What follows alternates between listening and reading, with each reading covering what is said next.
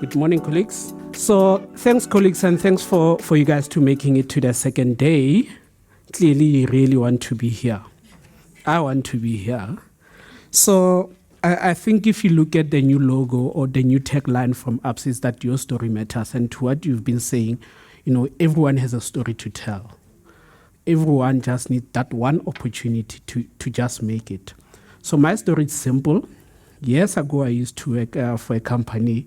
We usually call it the happy company, the company that made people happy. Whether you are sad or you are happy, you will be part of that company. Can anyone guess which company I worked for? Yes, so I worked there, also Coca-Cola. I've worked there. It was a happy company. Then I moved to a bank. Those are two different industries. And that's my story. And someone gave me an opportunity to make sure that I move into a banking industry. That's a total different industry. There are rules. It's not always a happy place. So where we are now, we usually call it the ICU. When you go to a hospital, this is where you see people get healed. This is where you see people that they'll never make it. And you just say, just prepare the family and let's see what happens. But colleagues, again, I think for us, SME, it's a passion. It's where people where things happen. Most of you guys were raised by single parents or parents that were, trying everything just to make sure that you go to school or for you to get to that next opportunity. So that's all we want, all of us, even the guys in corporate, they're just looking for that one person to believe in their story. So your story matters.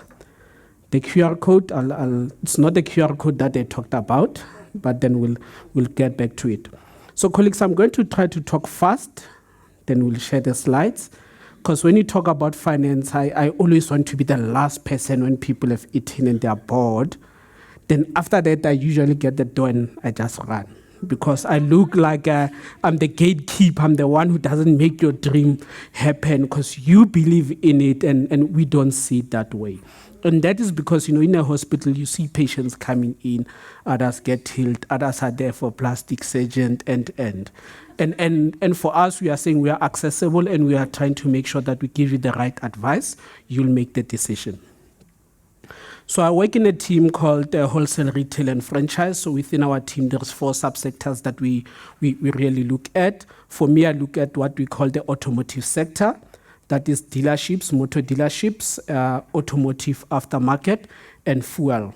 Then I've got other colleagues who look at wholesale retail, QSR and stuff. So there's 4 of us nationally, so it makes the conversations easier.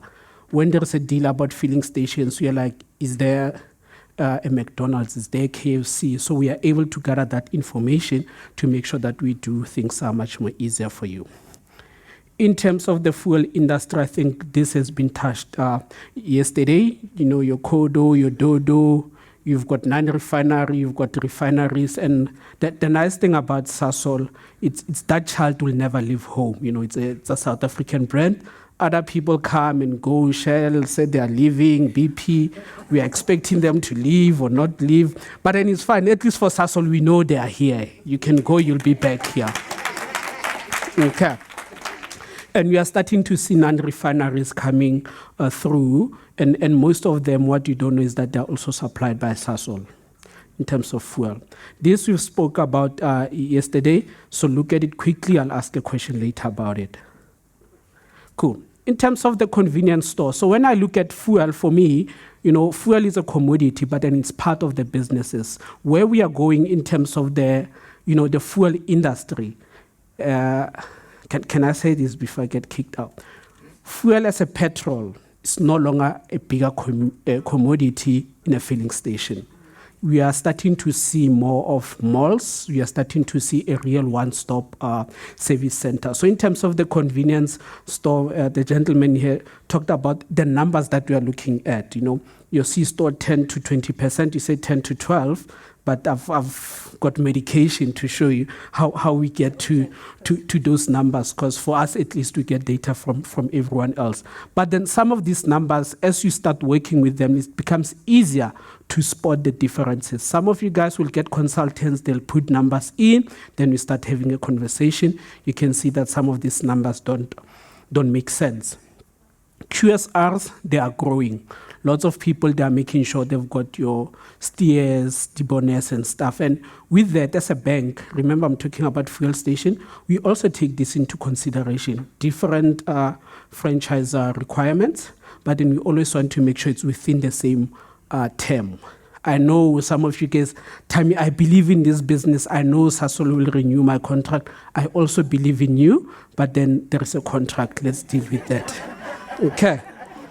No, you must believe. You must have something to work on, you know.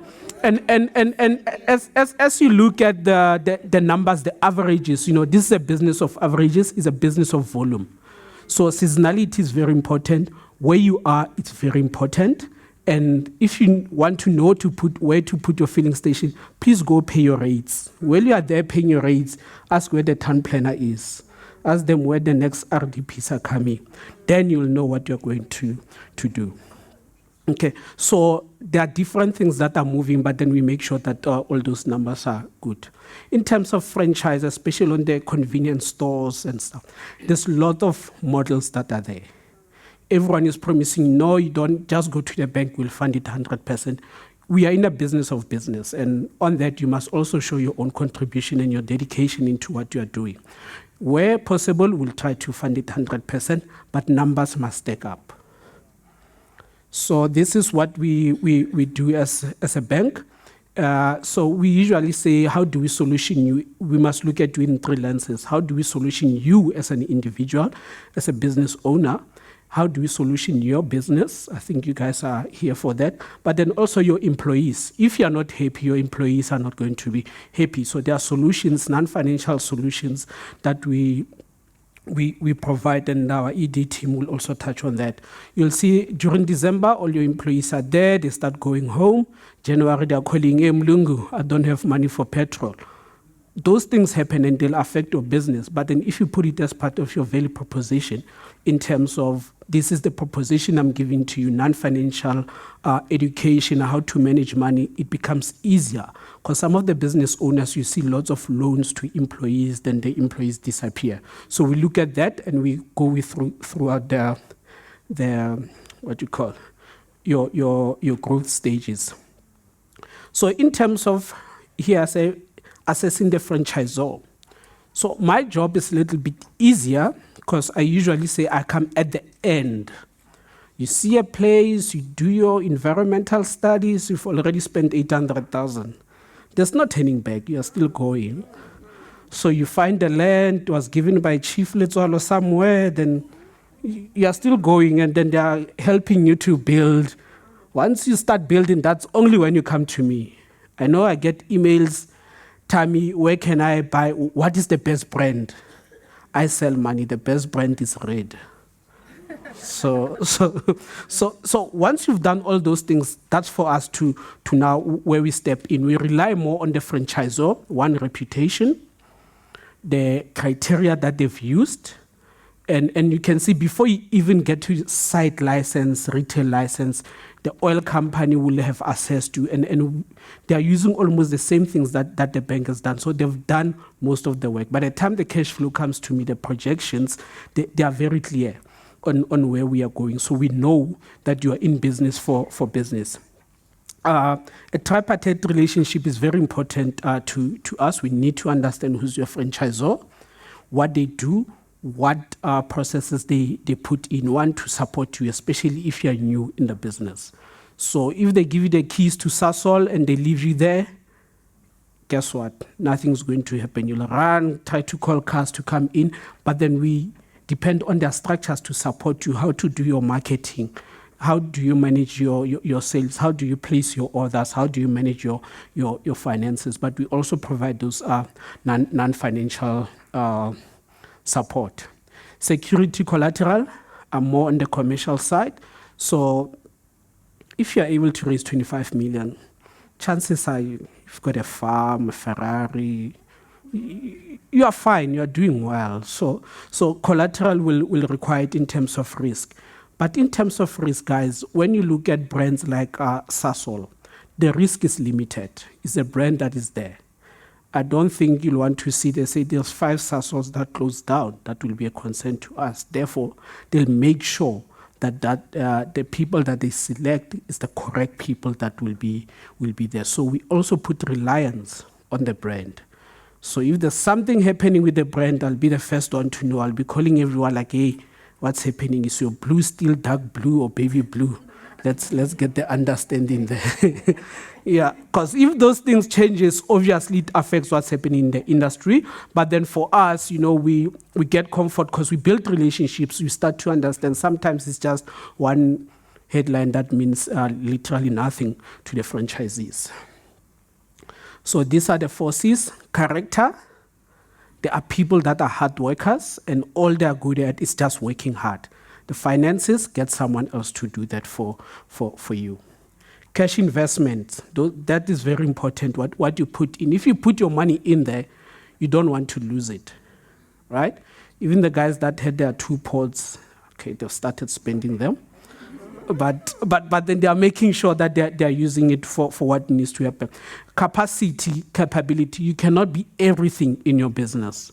So people will tell you, I'm going to leave my job, I'll make sure I wash the cars, I'll be the cashier, I'll be all these things. I believe in myself, I believe in you, but let's have a structure that is going to work. Okay, and it's easier, you'll hire family, it works, and also it doesn't work. I'm not saying, no, once you have money, hey, guys, now you don't want to hire family, don't talk to them, don't do that. But hire capable people that you trust. Sometimes it's trial and error, but then just make sure you understand your business, you understand your cash cycle. This is a cash-intensive business. Every hour you are dropping 2,000, 3,000 into the cash deposit, it can disappear. The fuel, the 40,000 liters that you saw there, it can disappear the minute it gets dropped. So spend at least the first 3 years, be in your business, do each and every job in the business. You've seen Sasol talked about the investing in toilets, and for someone it's like, why toilets? That's a very important place. That's the first thing that the customer sees. So you need to be able to know what your money is being spent on. Basic criteria, obviously it must be profitable. You must have the expertise, but on expertise, I need to mention this. I'm left with 7 minutes. I'll speak fast, please. Cool. So in terms of expertise, guys, you are buying into a brand. You are buying into something that has capabilities and people that are able to assist you. So we put comfort into that they'll be able to assist you. Obviously, you'll be cooperative, because in a franchise model, there are certain rules that you need to follow. You cannot be that creative, but then through understanding your market, I'm definitely sure you can engage your franchisor on some of the things that you are able to do. This PropCo and OpCo. So PropCo, now we are using the industry terms. When you go out here and say, I want to deal with PropCo or OpCo. PropCo is when you own the land, you are the property owner, you get your site license, you get your 200,000-300,000 a month. You sit somewhere in Stellenbosch, Sasol gets someone who will come and run the thing. I'm not sure, I think it's the date, the 20th or the 25th. The money will come in clockwise, they never miss. You own the property after 15, 20 years, you don't like Sasol, maybe you like someone else, you go negotiate those things. But PropCo, we look at around 10% deposit, but you'll do the developments, and I think with Siaka will also be able to assist with that. OpCo, I think that's more where you guys are, just seeing yourself in front of your Sasol Delight. We also do funding with that. Fuel volumes have been dropping. It's not that we get blamed, some of us who work from home, to say we are not traveling a lot. No, cars are more efficient. So it has nothing to do with us. My budget is simple. I spend 2,000 on petrol. When I go there, I don't go and say, can I get 20 liters? No. Can I get 500? And that is frustrating the retailers, because retailers, they don't use money. They want you to put 60 liters, 80 liters. That's how they get paid. So next time, please, when you see a retailer, just tell them I want 50 liters. Then you might get the extra cold drink there. Not the cold drink that you usually give on the road, but yeah. working capital, this is very important, colleagues, in terms of your working capital. By the time the truck leaves Sasol, they want their money. It must come through your check account, your overdraft. That's where I come in. Make sure that your site is always wet. If I go to a site and there's no fuel, chances of me coming back, it's not going to sound nice. I mean, it's becoming a one-stop shop. If the lighting there is not right, it's not safe. We use filling stations as a meeting point for some of the guys. So you need to make sure everything is proper. There's always fuel there. And please, the day you make it, please, when you see me, say hi, come this side. We want a story to talk about. This is just an example that we did. So at one point, fuel price was 21.40 Rand. Your working capital was 1.8 million. Then you've done nothing. You didn't change anything. At some point, your petrol is 24 Rand, your working capital is 2.2 million. And that it's one, and some of the things we try to make them standard just for the purpose of this illustration. Your working capital will increase. Remember, 40,000 liters, it will be 850. Petrol price goes up, it's 950. It needs to go through. So without you doing anything, you're still doing 300,000 liters. Your C-store is still doing 460. So you need to make sure that you cover that, you pay your suppliers on time. And if it means that if you pay them much more earlier, you get a discount on that, please just go for those things. This, I'm not going to talk about it a lot. There's a lady here. But what I want to show you here in terms of RAS margin is that petrol price, and everyone scream when petrol price goes up. They say fuel retailers, they are making all the money. Out of everything here that you do, there's a retailer margin. So out of 20 Rand, it's 2 Rand 14, depending what you've negotiated with your oil company. From there, it gets divided. So for you, you get 32 cents. So at the end of the day, if you don't want to do this, please, let's just keep retailers in prayers. So the 32 cents, you take that, you multiply it by number of volumes, you minus your tax, then you minus everything else. Maybe you'll make 6-7 cents, but you'll still be happy. You own a business, remember. You're a business owner. You are employing 20 people. You are paying your SARS, and you've got a good brand on that.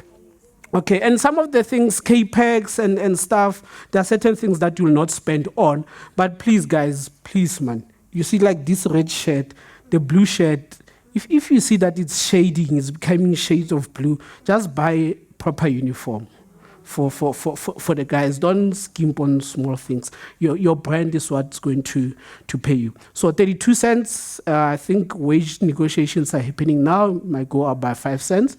So that's what you'll be getting. So the long and short of it, this is what we do. And I've spoken about this, Islamic banking, you don't have to be Muslim to use Islamic banking. It's open to everyone. There are different ways that we look at those deals. So if your filling station is 5 million, we say you want 50% own contribution. That's 2.5 million unincumbent. At first, when I joined the bank, my English is limited. Unincumbent, I thought they are talking about cucumber or something. It means it's your money. You don't owe it to anyone. Right? The reason for that is simple. 5 million, you bring in 2.5. Already in your business, you've invested 2.5 million. There's equity of 2.5 million. You are on your way there to that break even of 3 years. Others, it happens much more quicker. So once you do that, there's 2.5, then there's working capital. A load is about 800,000-900,000 currently. So you need to put it in as a working capital. Usually we try to shy away to say we don't want collateral on that, but then because you've got a brand, the working capital will be able to provide it. On sites that are doing around 300,000, you're looking at about 2.5 million in terms of the working capital. I don't know where it's my slide, but I'll make sure when we share the slides, it's there. Then that 32 cents that you're talking about, at some point, you'll be left with 60,000. So here, I'm going to do a disservice to Sasol. So if you leave your job where you're earning 50,000, sick leave, holiday, work from home, you sleep at night, you have 2 anxieties during your PDs, you get your bonuses, and you are leaving your job for that. Where you are getting your 50,000, you are fine. You've got 2-port system now, so you are doing well, and you're going to start a business. Remember, prices go up and down, so a 50,000 might be a 40,000, might be a 30,000. It's very important that you manage that. We are not saying there's no money here. Petrol prices go up overnight. You've got 1 million in your account. Diamond Walk might be closed for you. But the minute you just need to start. Once you're in the second one, you'll be able to make money on that. So we don't get businesses max, it will be 60%, because you are not going to make it. That's the reality. Remember I said I used to work for a happy company. Now I work at the hospital. We see them and we believe in you. I promise you, I believe in you that you say the first time I'm not going to pull salary, Thami. My husband will support me. I'll do these things. We've heard it all, guys. We need to make sure that you are able to have at least the lifestyle that you have. If not more, you're in business to make money, to build a legacy for your family. And it's also in my best interest that you stay in business so that I stay in business. So our contact details are here. Some of the team members, I think they'll be here later on. But then this thing, yenzeka lento. What in Tata lento. The business, not the snake. So please, thank you.